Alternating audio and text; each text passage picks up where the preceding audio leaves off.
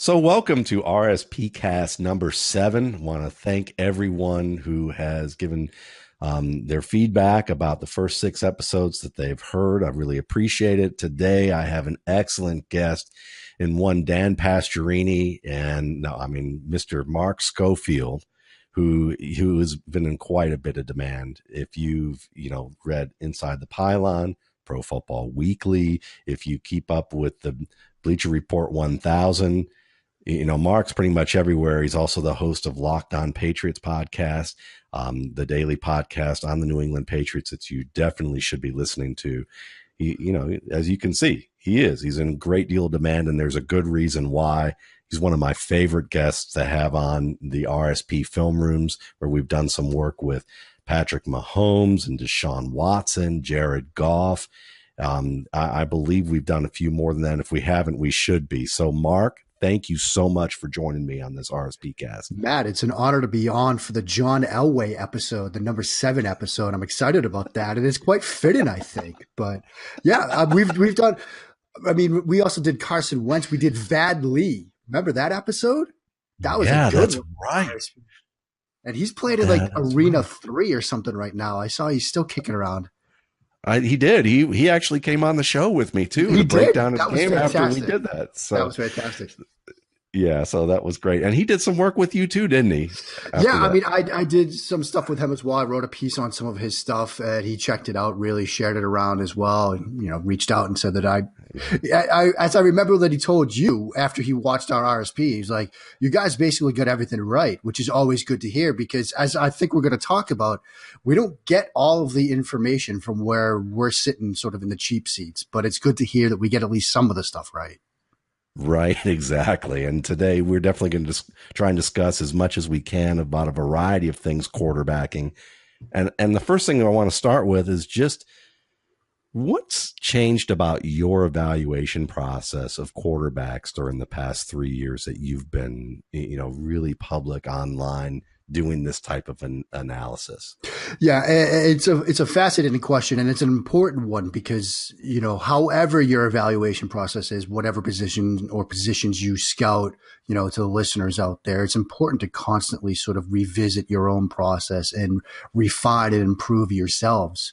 For me, I think there's 2 sort of areas that I've really sort of looked at. One's more of a macro, one's more of a micro. And on the micro, sort of the small scale, it's reducing the known unknowns as much as I can, to quote, the venerable Donald Rumsfeld, so to speak.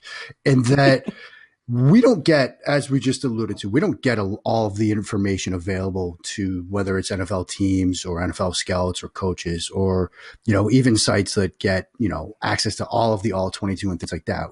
Guys like you and me, we're sort of on the outside looking in. And so we don't know, in addition, like play calls and things like that, we can't always sit down with these guys. So I've spent more time, whether it's, in writing pieces or just the evaluation process, reading and digesting not just offensive playbooks, but defensive playbooks, to try to get myself as much as I can into the mindset of what this quarterback is facing on a play-to-play basis.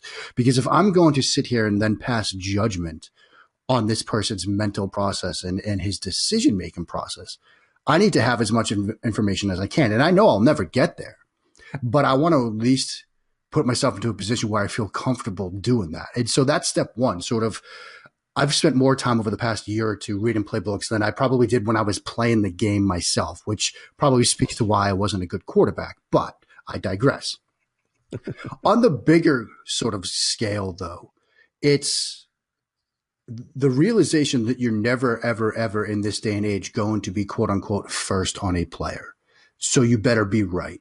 And that's more important than anything, because it's easy to sort of see a guy make a throw on a Thursday night game or a Saturday night Pac-12 game and say, oh, I'm on Twitter now, I'm calling dibs on this guy. And in this Twitter era, I think we all have done that at one point, and it's easy to do that. But it's much more important to sort of be right. And there were times when I first sort of got into this where I was so caught up in trying to find guys that I missed on guys.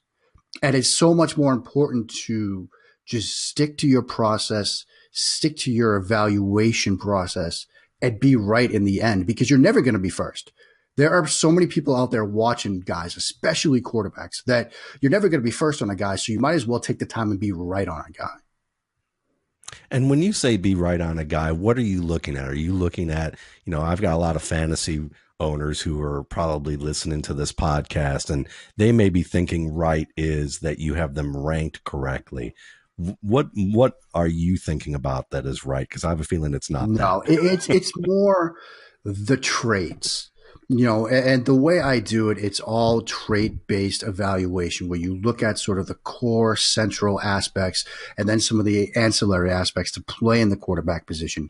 Some of the core aspects, decision-making, process and speed, things like that, accuracy and ball placement, which I think we're going to get into, that you have to play the position. And then the ancillary stuff, obviously arm talent, athletic ability, and things like that. That's what I look at. And I want to get those evaluations right. And then I want to get the scheme component right. Like, I'm not so wrapped up in rankings, whether it's, a round grade draft ranking or, as many of your listeners, a fantasy sort of ranking like that. That will come from it, and you'll eventually get there and be right on that if you have the traits down, if you have how those traits translate potentially to schemes in the NFL down. But if you miss those foundational things, you're going to get all the extra stuff wrong, the stuff that comes along the way. If you look at a guy and you think, oh, this guy certainly does not have the process and speed to play in the National Football League, but you missed on that, then when you rank him lowly, or you give him a poor round grade, that's going to be wrong as well. And so when I say getting a guy right, it's making sure that I'm comfortable and confident in my evaluation of those core and ancillary traits that go into play in the position. Yeah, and I think one of the things that you touched upon earlier, too, that I liked a lot was talking about scheme and what the quarterback's trying to do. One of the things that I'm trying to, work through with that is it's interesting because what was recommended to me was a publication by Dub Maddox and Darren Slack, the R4 process, which is, for those of you not familiar with that, it's an overlay onto pretty much, it's a way of thinking and processing the game that the intent is to pretty much reduce the amount of information that you're trying to look at in a short period of time to the essentials, and then to be able to look at key things so that you can accelerate your processing of information and make good reads and decisions that are going to be as aggressive as possible, but also intelligent. And, looking at that, what's interesting to me is that because it was recommended to me by a quarterback coach and consultant, but it was explained to me that this would probably be the good first thing to look at, but at the same time, it's not what a lot of teams do. This is really, it's written by a high school coach who and Dub Maddox developed him and Darren Slack were high school coaches, and I believe still are, but they're guys that I've heard the reputation is they speak all over the country, and that that head coaches at major college programs have thought about hiring them, especially Dub Maddox, but the ongoing thought is that they're afraid that he might be their replacement if they hire him, and that's not exactly what they want to do. But when you look at it from that angle, I guess the windup of this is I'm looking at this stuff and learning it, and I think to myself, well, I'm studying this and thinking, well, this is what would make sense, but this isn't necessarily what a quarterback's being taught to do. So, have you looked at that process at all? And do you have any thoughts about looking at something that talks about in theory how things should work, and maybe it works really well in one avenue, but it's not being tried elsewhere yet? How do you reconcile that type of thing? I have looked at that, and Dub Maddox he gave a presentation at the Nike coaching clinic, and as somebody that every year when they come out with the Nike coaching clinic and those manuals, which I swear by, because it's important not to just study sort of schemes at the NFL level, but schemes at the college level, because when you're studying college quarterbacks, you want to know what they're running, what they're asked to do, and then evaluate them sort of on that platform. His sort of accelerated game plan and presentation that he did at the Nike coaching clinic was fascinating. And I think it's important as we sort of get in through this and some of the things that we're going to talk about to think about the future of the quarterback position and the future of development and developing quarterbacks. More and more people are going to have the approach that Coach Maddox brings than we currently see at the National Football League. More and more high schools are going to instill, processing and game planning and mental preparation the way he does than the way, say, Jeff Fisher does or does not, as the case may be. And so I think it's important to expose yourself to those, to understand that, there are different ways of sort of reading the field, processing plays, working through progressions and things like that, that some of these players that we're going to be evaluating, say this summer, next fall, might be exposed to this. And it's important to, it's always important to be learning. It's always important to learn more yourself, and exposing yourself to stuff like that will enable you to be in a better place to evaluate kids that are using that system or have been exposed to it a year down the road, 2 years down the road, hopefully 5 years down the road if I'm still, around and kicking and doing this. Yeah. And I mean, let's move on with some of this and talk about maybe players that help kind of jog that process of trying to learn more or go back and reevaluate certain things, whether it was a player reinforcing something that you felt like you already knew, or maybe something that you look back and go, wow, I should have accounted for X, Y, and Z. For me, for instance, I think, Russell Wilson reinforced to me what I initially saw with Drew Brees years before, which was the ability to find open passing lanes just with movement within a drop and being able to set up, see passing lanes and how quarterbacks see passing lanes that was different than the kind of stereotypical thought or old school thought, which is that you had to be tall and look over the lineman, which, we found out later that really it was looking between them was the skill of really finding that. And then, another guy for me was Blaine Gabbert, and Ryan Tannehill were both guys that really taught me how to refine the way I look at what mobility is and what maneuverability is. And that's how I define it. 'Cause mobility to me is just, how good are you at being able to run? How are you elusive? Can you escape? Just the physical skill of being able to get away from pressure. But then to me, maneuverability is more the ability of what Tom Brady has or Jared Goff has, which is, the subtle steps, the ability to process how much you need to move so that you can remain within control of yourself to throw the ball accurately downfield. And with Gabbert and Tannehill, I saw that they had varying degrees of mobility, and even Tannehill had some maneuverability, but neither of them for me had the level of maneuverability that I probably described to them or added to their game in my evaluations, because I didn't understand well enough how to examine what pressure looks like in the pocket, what they need to be doing to, avoid it, what escape routes may look like, and what type of escape plans they should have based on where the pressure is coming from, as well as, how that ties into the progressions of a pass play and what they were looking at there as well. Do you have some examples like that of positive, negatives that you learned lessons from those types of players you've evaluated? Yeah, I mean, we can start with sort of the evaluation and the evolution of my evaluations of three quarterbacks: Chris Bonner, Carson Wentz, and Deshaun Watson. And the lesson that I learned wound through the evaluation process on those three guys was to trust your process and trust your gut.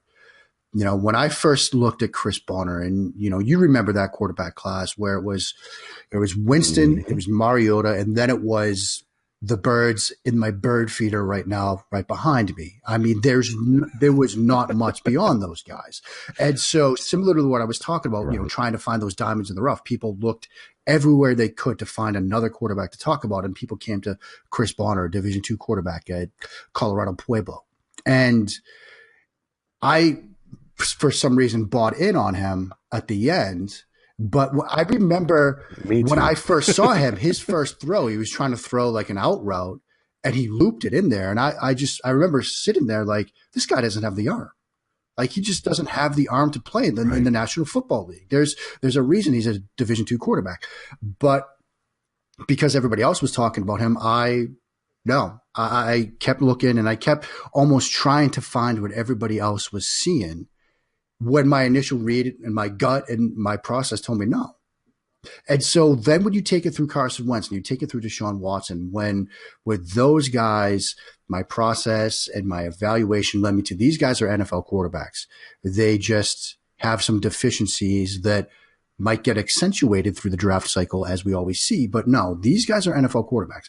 And I stuck to that because my process and my evaluation led me there. And so that's like on sort of the positive ledger, a positive lesson is that, trust your process. People don't always agree. Matt, you and I don't always agree on quarterbacks at all. And that's completely fine because, everybody has their own process and everybody has sort of there's a subjective component to it. There are traits that some people place more or highly above others, and that's fine. But trust your process, trust your work. So that's sort of on the positive side. On the more negative side, I think we sort of need to remember that when you look at traits, baselines do matter in a sense. And what I mean by that is two guys that I really, really, really liked, relatively speaking, were Brad Kaya and Cody Kessler. And there's one sort of common thread with those two guys, and it's the arm talent and the velocity question. And we can sort of explain that away for some quarterbacks. And there are ways, and Kessler was an example of that, where if you have sort of timing and rhythm and anticipation, you can still make it work, but make it work at the NCAA level and make it work at the NFL level are two wholly different things. And that's something that I've had to learn because those were two guys that I really liked, but they had those sort of arm strength questions. And I just kept trying to convince myself that, look, no, they can still make it work with the anticipation and how they read plays and that process. But at some level, you still need to have at least enough of an arm to succeed in the National Football League. And that brings us to Kyle Lauletta, which is sort of the next guy to watch on that one. And that's a guy that I was still high on. And I believe you were fairly high on him as well. We believe that he can make it work in the National Football League, but we still have to be sort of cognizant of the fact that there is that issue out there.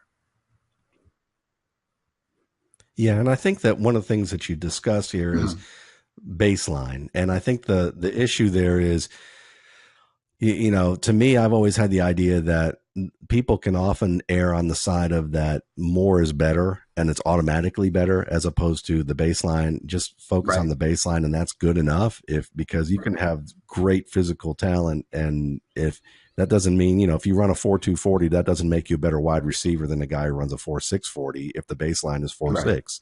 It depends on the position and what you're doing there. The same thing with arm strength, in terms of, can you throw these types of routes with this level of velocity? Then I think that makes sense. But it's interesting that you talked about Wentz because, we looked at him and it's funny how I think about my evaluation process. One of the things that I learned with Carson Wentz is that, his footwork had some issues, and I, from what I've observed, and tell me if you agree with this or not, but his deep ball was always erratic on a certain level when it came to certain drops. If he had to drop a 5-step or 7-step drop set and fire in rhythm, it just wasn't going to happen. It was just like close no cigar pretty much on any throw. It was either underthrown or overthrown a lot. And then when he gets to the Eagles, you see that him spraying the ball a fair bit. And there was much made about his footwork and why that didn't, why that was, and it wasn't the arm motion. It was the instep of his back foot and where he was aiming and where it was, where they were set up and whether that was affecting, the left to right, forward to backward type of accuracy, as well as, in terms of what he could get out on the throw. And then when you look at what happens in Philadelphia this past year, and it seemed like to me that they reduced the number of dropbacks that he had to make. And they just said, you know what, Carson, all you have to do is, and I'm simplifying this to a great degree, but all you have to do is take the snap from shotgun or pistol, hop into a position and, read these quick reads and fire the ball. And if the pressure comes, avoid the pressure, and then you can use your gifts to throw the ball deep. And that doesn't mean that he didn't throw the ball deep off of short drops, or, that he didn't have some 5-step or some longer drops. But it seemed like that his accuracy improved with them saying, you know what, instead of fixing your problem, because that's a tougher problem to fix, and maybe that's more of a long-term fix thing to address, let's just figure out ways that we can avoid you having to be in that situation, and just let you just hop, set up, and fire. And you seem to be more accurate rather than, doing that even on deeper passes, because of the fact that you can just use your anticipation and recognition of what you're reading with coverage, as opposed to and doing it early. And now you're going to throw more, 25, 30, 35 yard deeper routes, as opposed to trying to hit these long balls, 40, 50 yards, unless you're scrambling around and doing. I think that's exactly right, both with respect to Wentz and sort of, the overall point to be made there, to be gleaned from that, is what we saw last year from both Carson Wentz and Jared Goff, and the sort of developmental leaps that they made, I think speak to perhaps at least the coming evolution of development at the quarterback position. Because you look at what Sean McVay did with Jared Goff, who was deemed by many to be a bust after his, rookie season. And you look at sort of, Carson Wentz and how he had an up and down rookie year. Obviously the turnovers and fumbles and things like that were an issue.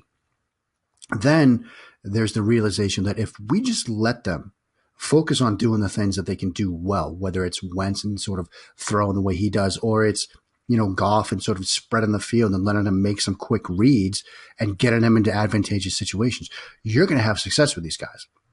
And so I think it's important to see that this younger generation of coaches that is starting to filter into this game, they're going to put these guys into a position where they know they can have success, rather than forcing them to do things that they're not that quite good at. Yeah, and it's funny because you think it's like this is an old management concept that even still businesses don't do very well, because management is a craft that's hard to teach sometimes, because people are taught, hardcore skills, but those soft skills, management is a soft skill in many regards. There is learning how to analyze data and understanding certain theories and concepts of how things work.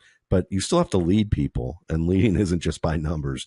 And, and there's a point, there's a point in management where you learn, or you hopefully learn, that instead of, especially with hiring people, you try and hire people in areas where they're really talented, and give them the chance to continue to grow in what they do well, and minimize the things that they do poorly, or they're not as good at, rather than trying to get them to address what they can't do.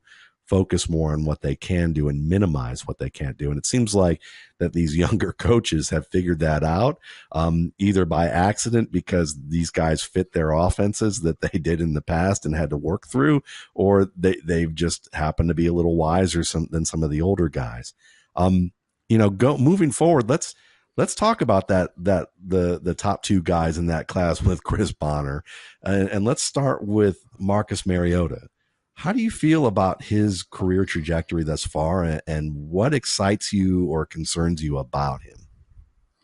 It's funny. You mentioned at the outset the Bleacher Report stuff, and at the start of last year, I was tasked with ranking the AFC quarterbacks headed into the year.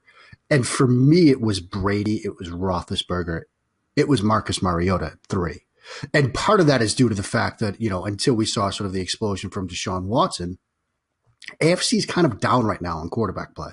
I mean, you look at the NFC, and the NFC is loaded, but you look at the AFC, and you've got the aging guys like Brady, like Roethlisberger, like Phillip Rivers, and then it's a lot of question marks. And so part of it was due to that, and part of it was also due to my wild optimism for Marcus Mariota and him potentially making that year 3 leap. And remember last year with those two guys, it was year 3, which is the Bill Walsh figure it out by year 3, or they'll never figure it out type of, landmark. I think he was hurt last year by a couple of things. One of them being sort of the offensive structure and the route concepts and the spacing concepts. I mean, you look at the interception he threw against Kansas City in that wild card game, and he basically had 3 receivers within 5 yards of each other. The route concepts were off.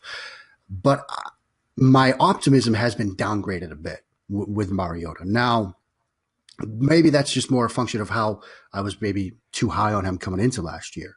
And that's quite possible. But I think when you still look at him, there is still sort of a magic to the way that he plays the game. And I still think that there was a bit of a misunderstanding to his skill set when he came into the league, when people sort of pegged him as your spread quarterback that's never going to run an NFL offense. But I think that wildly undersold his ability to sort of read and to process and to throw receivers open and make anticipation throws and all the kinds of things that you need to do in the NFL.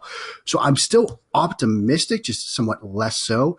I think his sort of ability in the red zone and his ability to stress defenses in the red zone is something that may, in the end, still set him apart from some of the other quarterbacks, because his ability, both with his legs, his ability to move, and his ability to make solid, sound decisions in the red zone, which is a tougher area of the field to execute in. I still think that's going to point to him having a very good career. But again, right now, a little bit just, I don't want to say, pessimistic, but just not as excited as I was, say, this time last year.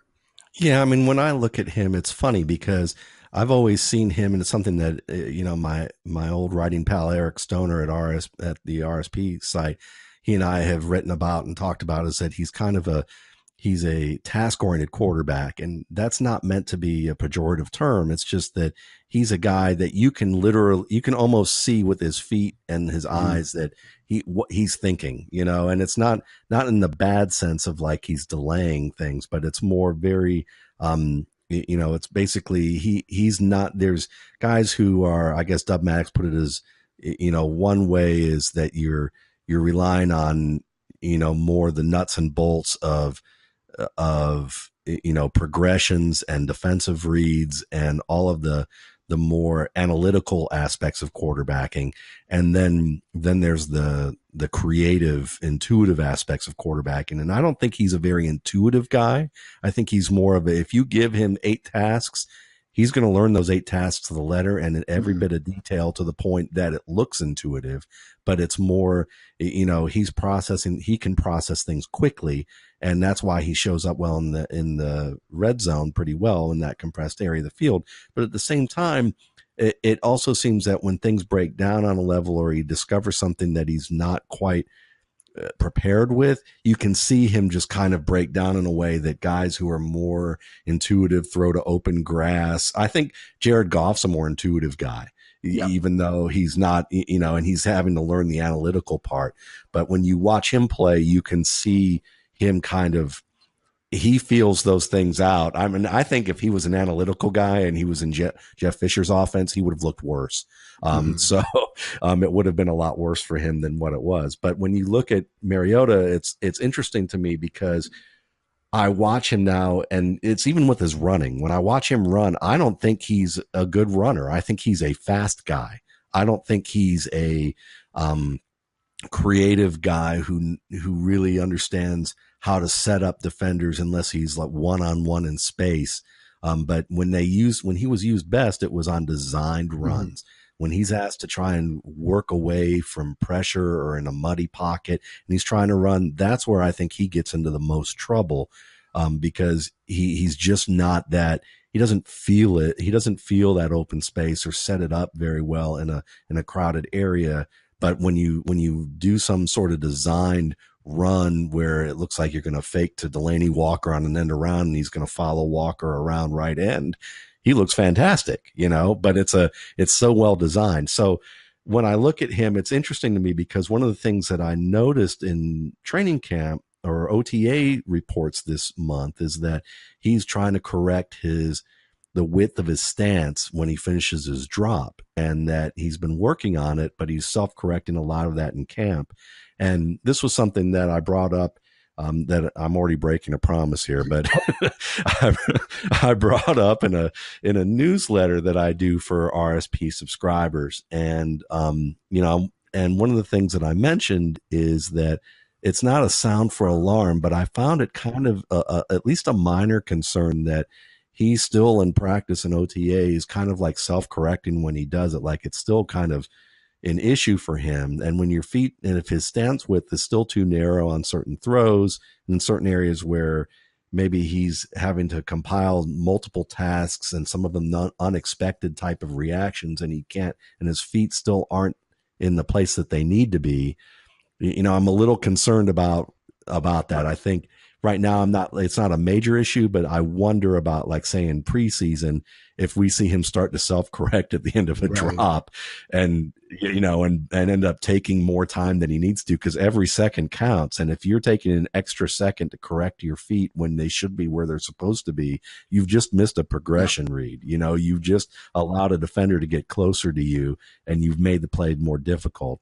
What do you think about that? I mean, as a former quarterback, do you think that, that it's something to watch, but not a huge concern unless this happens? Or is it more of or do you wonder about, or does it make you wonder a little bit more? No, I mean, it's definitely a concern, and it's definitely something to watch. And part of it is perhaps sort of the natural progression of quarterbacks like Mariota as they come into the National Football League and they face that sort of next step in the quarterback life cycle, which is, and you made a great point delineating between Marcus Mariota as a runner versus Marcus Mariota just being fast.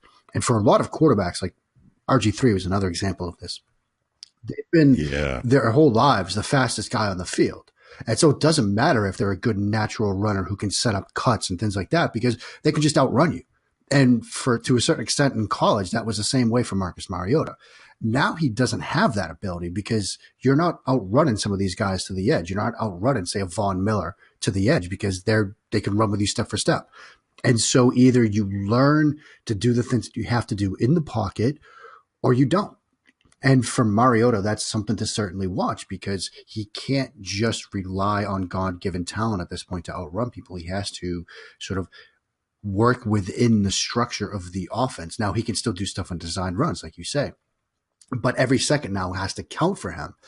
And before it didn't, because what didn't matter what his throwing platform was like. He could still break the pocket and go, or he could still have an open receiver to throw with. But now, where every millisecond counts, where the coverage is going to be better, and all of that stuff adds up, he needs to be in the absolute right, pristine sort of structure and platform and mythology to make these plays. And if he's not, he's going to make mistakes. And so that's the thing to watch. This next step for him is going to be, can he do those small things that give him that extra second to make that extra read to find that open receiver? So let's ask the same question of Jameis Winston. Where are you at with him? It's interesting because I've kind of, Mariota was 1, Winston was 2 for me in that class. And I think that is, some people had it one way, some people had the other, and that's fine. And for me, my views of them were similar last year. I still had Mariota over Winston, but now they've kind of, I don't want to say they've fully flipped, but I'm much more optimistic about what we saw from Jameis Winston last year and sort of studying him, because, the main knock on him was always sort of the turnovers, the mistakes, forcing throws. I mean, remember studying him, how many times he forced a throw into Nick O'Leary, whether it was single, double, triple coverage. I mean, I remember one throw he made, it was against Jacoby Brissett at NC State, where it was like, there are 3 people on him. Like, somebody else has to be open, right? But now we're starting to see less of that. And this gets us into sort of the nature versus nurture element of quarterback evaluation and development that we've kind of danced around during this conversation, is that environment matters. And you look at the environment that he has versus the environment that Marcus Mariota has. He has Mike Evans. He has Adam Humphries. He has O.J. Howard. He has Deshaun Jackson. He has Chris Godwin. He has Cameron Brate. I mean, not a lot of guys in that offense are seeing triple coverage. So, yeah, but he can't score in the red zone with all those guys. That's sort of the that we got to lead into here, is that with this, you don't know how to kill the bunny, right? To quote from Swinters, with all of this, you don't know how to put the ball in the red zone. And part of that is sure scheme. Part of that is sure execution. Part of that is on the quarterback, because with all of this at your disposal, you're great between the 20s. It's 20 and in. It's third down. It's fourth quarter. Like, those are the situations that truly set the good apart from the great, and the great from the elite. And that's the missing piece right now. Can they fix that? Can he fix that?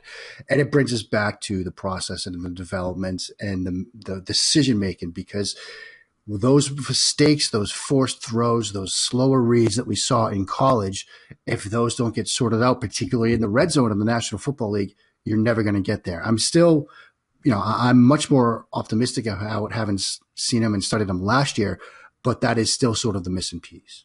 Yeah, he was my number one quarterback, but I'm a little worried this year. Really? I feel like, yeah, I'm kind of at the point that if there's a guy, I mean, I can still see with all that talent around him in the skill positions how this can work out, and I still like the way he processes the game, but I feel like his body lags a beat behind his processor. He's like a musician who plays behind the beat, like just kind of like and sometimes that can sound really good, but sometimes you're just late. Mm-hmm. And I think that when I look at Jameis Winston, you watch his footwork and the way that he drops and the way that he's playing, and I feel like that when I'm watching that, his feet are so slow and they're just kind of they're plotting, and it reminds me of Byron Leftwich a little bit in the way that Leftwich was that way, and I loved Leftwich's game. I loved his toughness, but there's just a point where I'm looking at him and going, I think I know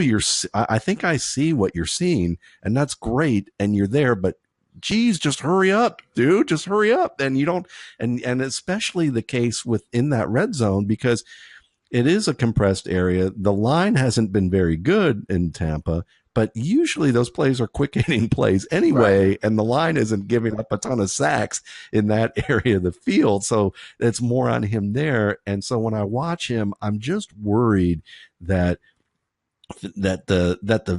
mentally he's a sharp quarterback. He's got a big arm, but physically he just hasn't made the connection to get in the sync.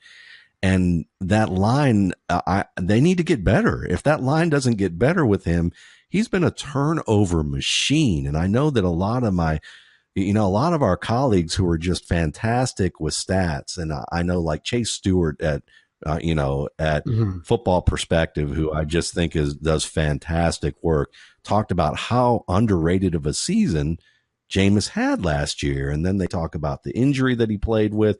But I don't think the injury impacts how fast his feet move, and I don't think it impacts how he, the gap between how he processes the game, and how he implements that processing. And so for me, if there's a player who I think could have a surprise benching this year, like I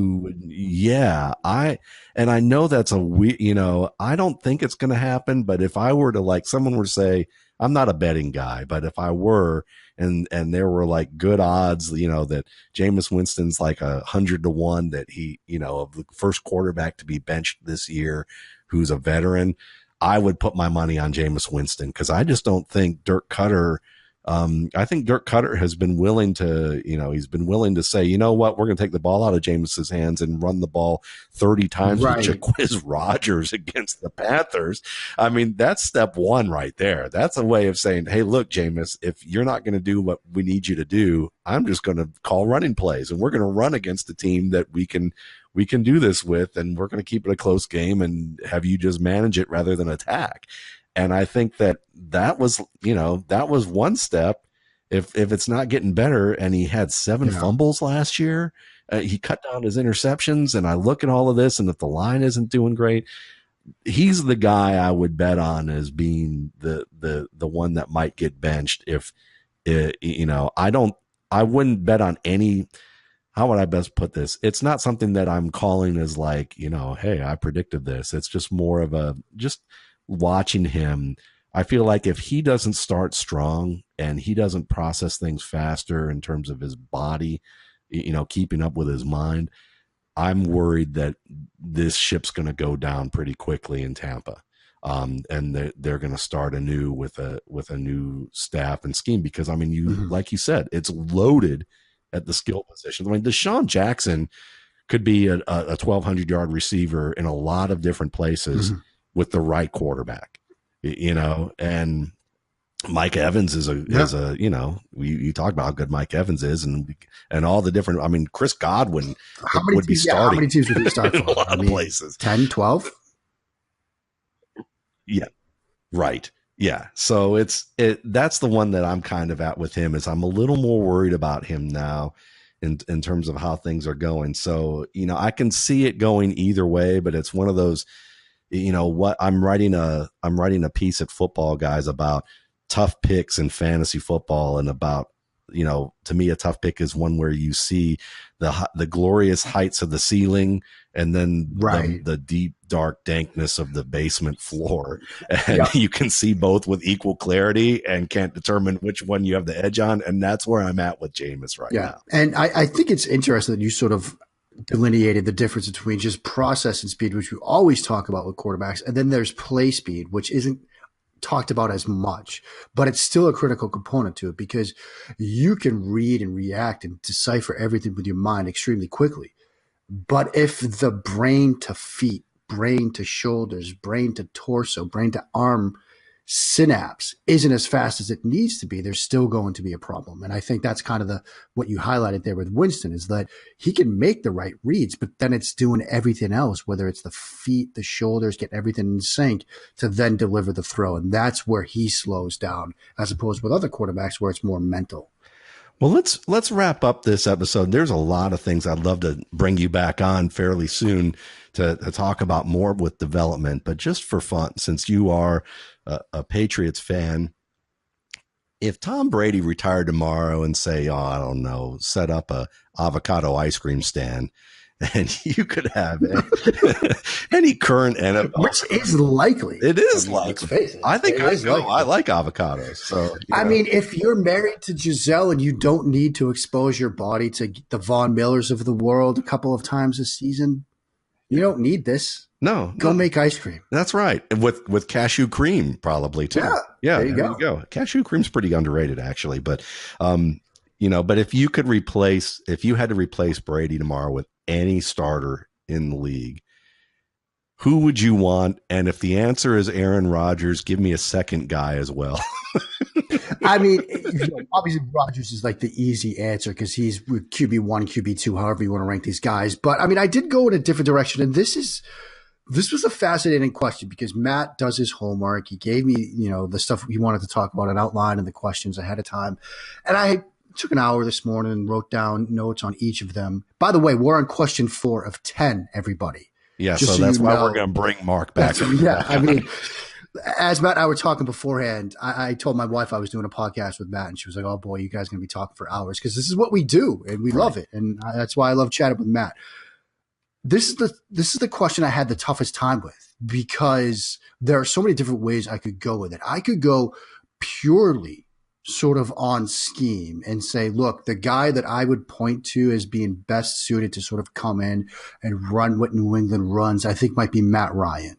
I look at Ryan and I know I ruffled some feathers 2 weeks ago or so on Twitter when I didn't have Matt Ryan as one of my top 5 quarterbacks. Again, I'm sorry, Atlanta fans, but once you get past 4 of the Brady, the Breeze, the Wilson, the Rodgers, 5 through 7, 5 through 8, there are a bunch of names in there. Matt Ryan is certainly in that mix. And I think when you study sort of Matt Ryan, you study his season last year and some of the, the interceptions and the drops and the things like that weren't solely his fault. I think when you see him, under Kyle Shanahan, sort of that West Coast on steroids type of offense, I think he could translate well into what the Patriots do offensively. So Matt Ryan's certainly in the mix. Matthew Stafford, who has really sort of changed my perception of a quarterback. If there's a quarterback, what I would love to do if I had the time would be sit down and sort of watch and rewatch and relearn Matthew Stafford, because I think that there's a subtle nuance and a growth and progression to his style of play that isn't getting talked about enough. And Matthew Stafford was the guy I had as my 5th quarterback and got a lot of blowback for it.